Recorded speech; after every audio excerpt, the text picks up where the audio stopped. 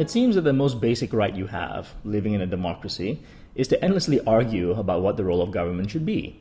In particular, about how it should spend the money it collects from you in the form of taxes. Now, to do that, it helps to have an idea about how the government currently spends your money.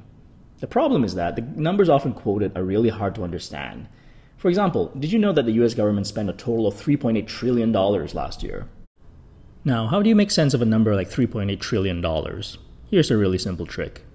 These are the numbers from the latest financial report for 2012. You can get them yourself from the US Treasury website. Here's the URL. These are the actual numbers, but the one thing I've done is to divide each number by 100 million. Why 100 million? Because that's roughly the number of households there are in the United States. It's actually closer to 115 million, but 100 million is close enough, and it makes it easier to do the math. To help put these numbers into perspective, here's one way to think of the government. So let's say here's you, okay? Or your family. And let's say you are an average family living in America. You own a share in this entity called the US government. US government. And every year you pay in your dues called taxes. Last year it was about $25,000. Now this government spends money on many services. Surprisingly, about 3/4 of the money go to only 3 departments. The first is called the Department of Health and Human Services, HHS, I guess.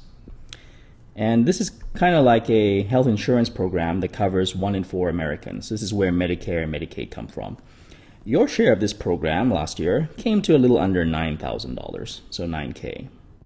The next department is called the Social Security Administration, the SSA.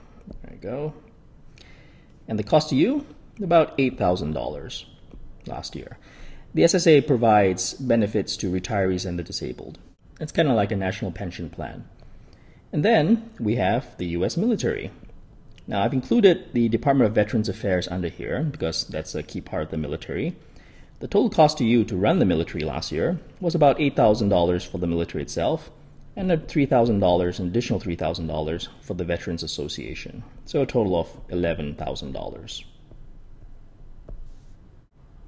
Let me move this over here a little bit. Now everything else the government spent money on came to another $9,500, 9.5K, and this includes about 2K in interest debt. Notice that the total spent of about $38,000 per household is actually much higher than the $25,000 collected in taxes. Which brings us to another important point. It turns out that the government also borrows a lot of money.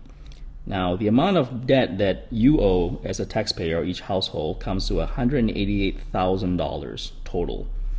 About 60% of this debt is so-called public debt, so about 113K. Public debt is debt that's owed to individuals, banks, or foreign governments, basically anyone who buys US Treasury bonds.